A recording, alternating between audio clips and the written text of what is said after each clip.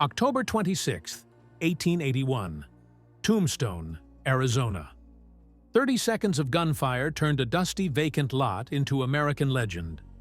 The real gunfight at the OK Corral remains one of the most famous shootouts in history. Today, we're breaking down exactly who carried which gun and who shot whom. 3 men died that afternoon. 3 more walked away wounded. And the weapons they used tell a story that Hollywood has been getting wrong for over a century. Here's what actually happened. Tombstone was a silver mining boom town. By 1881, around 7,000 people lived there. The place had over 100 saloons, gambling halls everywhere, and 2 groups of people who absolutely hated each other. On one side, you had the Earp brothers and their friend Doc Holliday. These were the Lawmen. Virgil Earps served as town marshal and deputy U.S. Marshal. His brothers Wyatt and Morgan worked as deputies. They represented the business owners who wanted order in the streets. If you appreciate well-researched Old West history, free of Hollywood myths, click like and subscribe to our channel. It helps us continue producing content at this level of depth and accuracy. On the other side, you had the Colts County Cowboys. This loose group of cattle rustlers and outlaws included the Clanton brothers and the McClory brothers. They smuggled stolen livestock from Mexico and sold it in Arizona. The 2 groups had been feuding for months over stolen mules, stagecoach robberies, and personal insults. The town had a law called Ordinance Number 9. You had to check your guns when you came into town. No carrying weapons in the streets. This rule was common in Western towns. It was supposed to prevent exactly the kind of violence that was about to happen. The night before the fight, things got ugly. Doc Holliday confronted Ike Clanton in a saloon, calling him a cow thief and daring him to draw. Ike backed down because he had no gun on him at that moment. Later that night, Virgil and Morgan Earp pistol whipped Ike for carrying a concealed weapon and arrested him. Wyatt did the same thing to Tom McClory. The Clantons and McClorys spent that night angry. The next morning, they bought ammunition at the local gun shop. By midday on October 26th, Billy Clanton and Frank McClory had joined their brothers in town. They gathered in a vacant lot on Fremont Street, about 6 doors west of the OK Corral's back entrance. They had revolvers on their hips and Winchester rifles in their saddle scabbards. Sheriff Johnny Behan tried to calm things down. He convinced Ike Clanton to hand over his weapons. The others refused. Virgil Earp decided to enforce the law. He deputized Wyatt, Morgan, and Doc Holliday. He gave Holliday a 10-gauge double-barreled shotgun from Wells Fargo for intimidation. The 4 lawmen walked down Fremont Street toward the vacant lot. Let's talk about exactly what each man was carrying. Virgil Earp, the oldest brother at 38 years old, carried a .38 caliber Colt revolver. Historical records suggest this was likely a Colt Lightning model. The Lightning was a double-action revolver, meaning you could fire it faster because you only had to pull the trigger instead of cocking the hammer each time. He kept it concealed in his waistband because he was the one enforcing the no-carry rule. He held Doc Holliday's walking cane in his right hand as they approached. Wyatt Earp was 33. He stood 6 feet tall and had a reputation for staying cool under pressure. He used a .44 caliber Smith & Wesson Model 3 revolver. Some historians call this the Schofield model. The Model 3 had a top break design that let you reload much faster than other revolvers of the time. You cracked it open at the hinge, and all the spent cartridges ejected at once. Wyatt kept his in a special canvas-lined pocket inside his overcoat. The barrel length was somewhere between 7 and 10 inches. Some sources say he might have used a .45 caliber Colt single-action Army instead, the famous Peacemaker with a 7.5-inch barrel. Either way, Wyatt was armed for serious business. Morgan Earp was the youngest brother at 30 years old. He carried a .44 caliber Colts single-action Army revolver with a 4 3/4-inch barrel. He wore it in his belt, positioned for a cross draw. Doc Holliday was also 30. He was a dentist from Georgia, dying of tuberculosis. The disease made him reckless because he knew he was already on borrowed time. Holliday carried 2 weapons that day. His primary firearm was a 10-gauge double-barreled shotgun, a short-barreled coach gun loaded with buckshot. This was a Wells Fargo Express model, the same kind used to guard stagecoaches.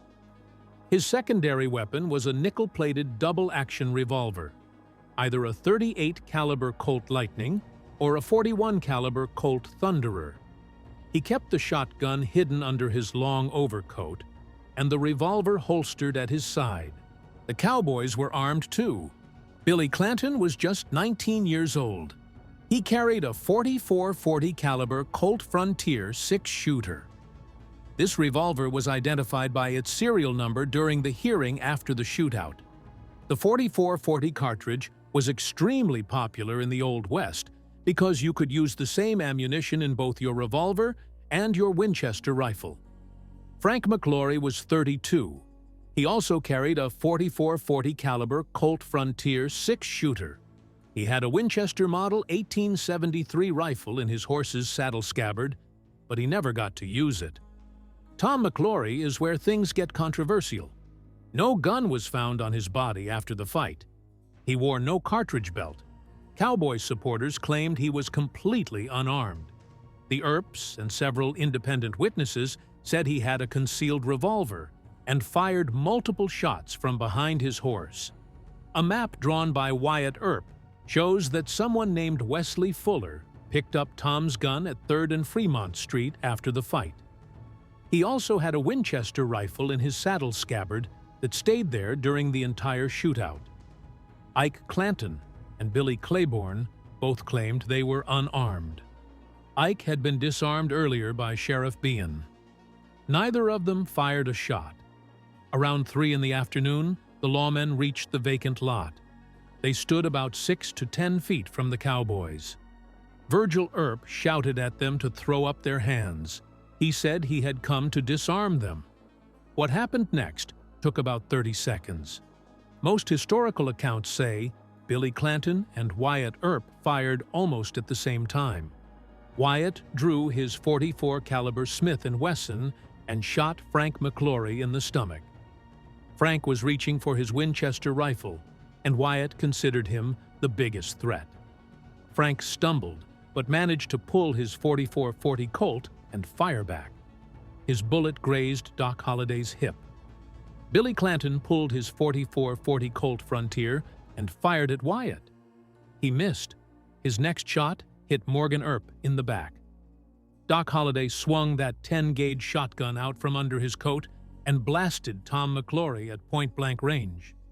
The buckshot hit Tom in the right side, causing 12 separate wounds between his 3rd and 5th ribs. Tom staggered behind a horse.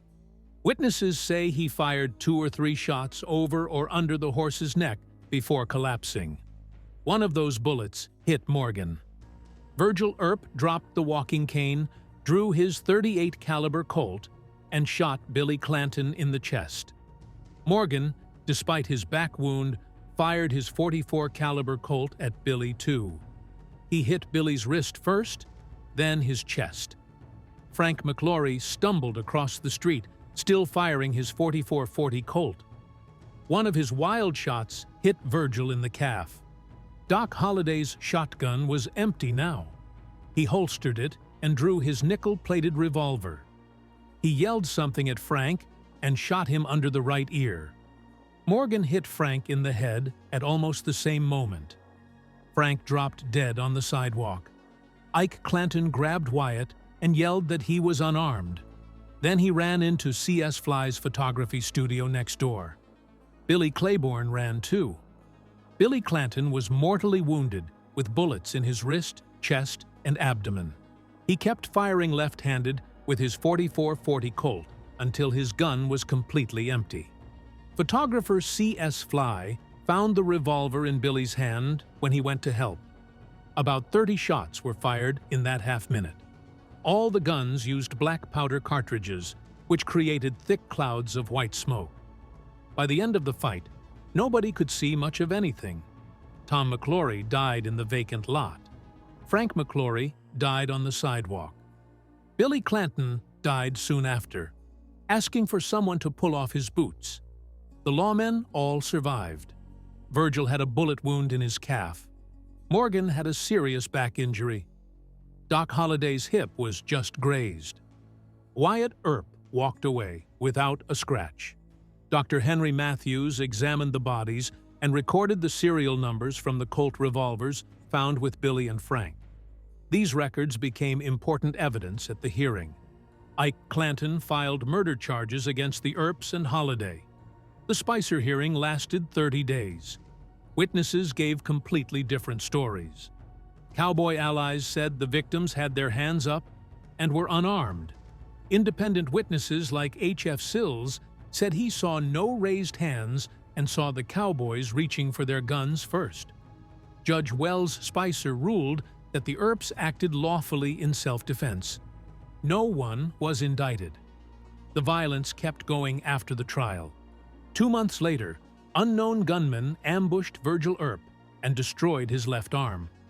5 months after that, Morgan Earp was shot in the back while playing pool. He died from the wound.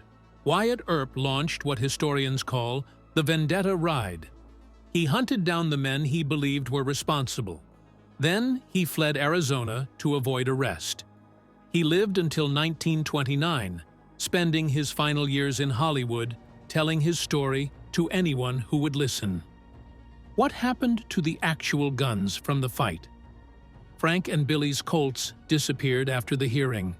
The weapons used by the Earps and Holliday were never officially identified. Some were probably lost, others sold. No authenticated artifacts from the gunfight exist today, despite what some collectors might claim. The Tom McClory question remains the biggest mystery. Modern forensic analysis, including a 2003 Discovery Channel investigation, supports the Earp version of events. Tom was armed and he fired shots. The absence of powder burns on Billy Clanton's wounds also contradicts the idea that the Cowboys had their hands raised when the shooting started. The gunfight lasted half a minute. 3 dead, 3 wounded, and the weapons they carried, those .44 caliber Colts, that 10-gauge shotgun, and those Model 3 Smith & Wessons, became part of American mythology forever. If this video helped you understand what really happened that day, make sure to subscribe and drop a like so more people can find it. The real gunfight at the OK Corral was fast, chaotic, and brutal. The guns these men used tell us everything about who they were and how they planned to survive. 30 seconds changed American history. And now you know exactly which guns made it happen.